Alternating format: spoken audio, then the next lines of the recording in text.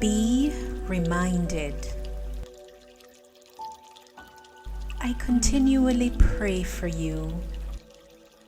I pray in earnest that day after day, He will give you the strength you need to get through. I then asked Him, Father, for today, what is it that you need your beloved children to hear? He responded lovingly, I need you to speak to them about their constant struggle with fear.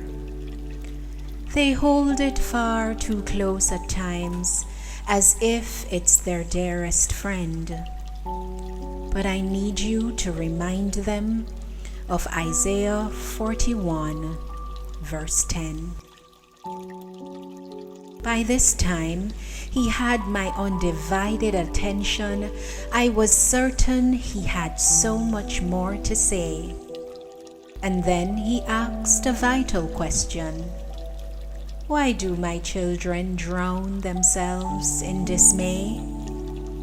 He then declared, if I choose to change the path you had planned and you experience trauma or loss, I will never leave you nor forsake you.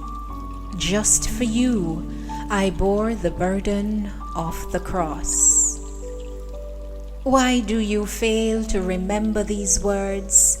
I am His and He is mine.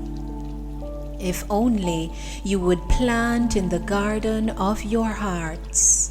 Joshua 1, verse 9.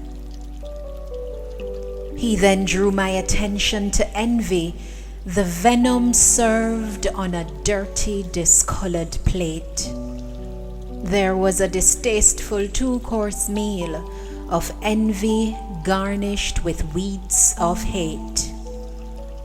He then spoke with disappointment written in his eyes. If they say my spirit is within them, why is there still room for envy and strife? These are 2 things which I thoroughly despise. Remind them that they are called for a time such as this. They cannot continue to partake in celebrations of envy. They ought to be feasting on Proverbs 14, verse 30.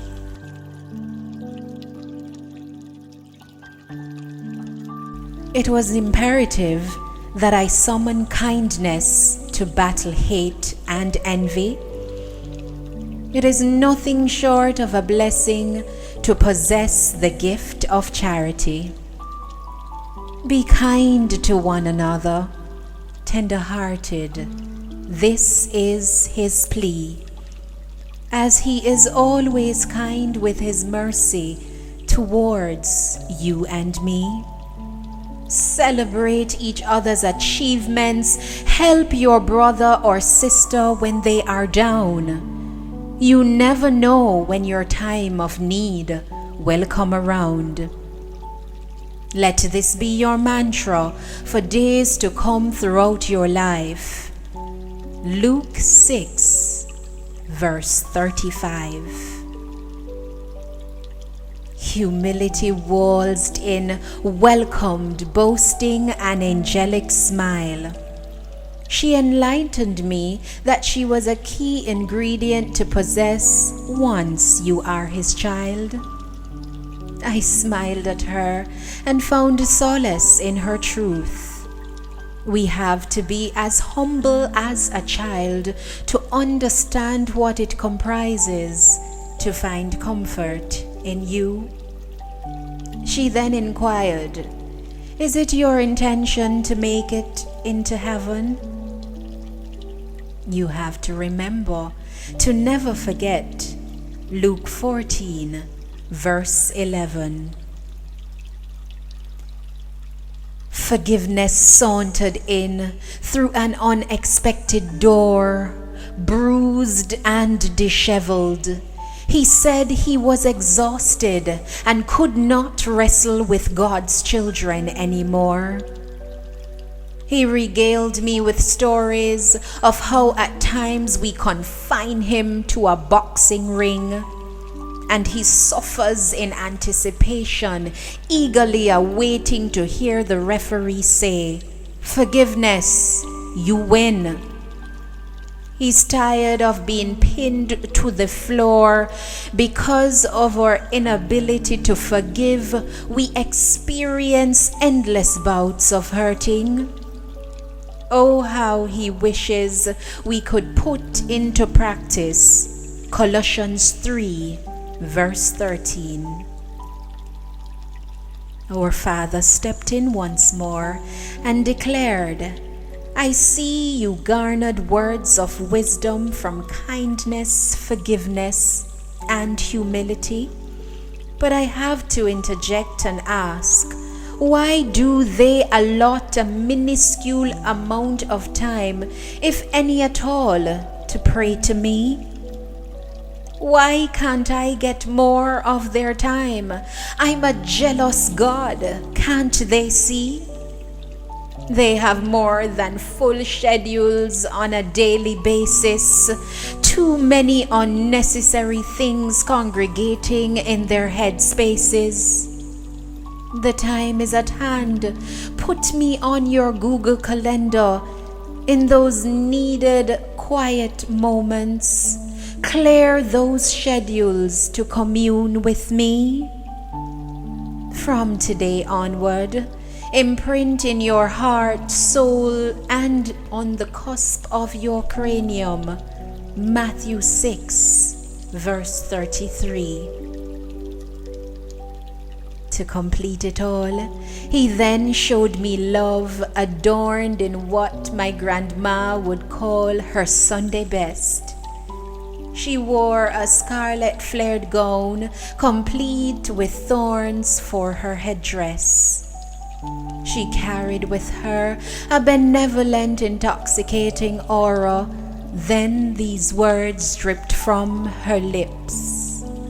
"I am what he resembled when he bore your sorrows, so that today you need not worry about tomorrow."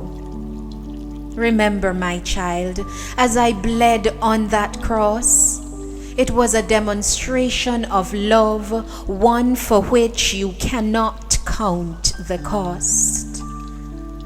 Whatever your burden, as massive as you may perceive it to be, I chose to take it from you at Calvary's mercy tree.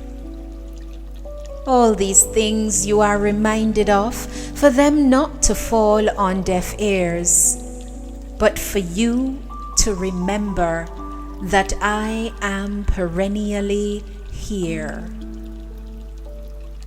Place your hand in mine. Can we start over? Be confident, unshaken in your belief that I will always see you through. Take the step. Don't hesitate. Come, I am waiting for you. Our walk together can be nothing short of pristine. Tell everyone you meet, hallelujah, they are saved. It is written in John 3:16. You see, I am your blessed Redeemer, the one on whom you can always depend. Matthew 28, verse 20. Behold, I am with you always, even unto the end. He loves you. I love you. Beloved, be blessed always.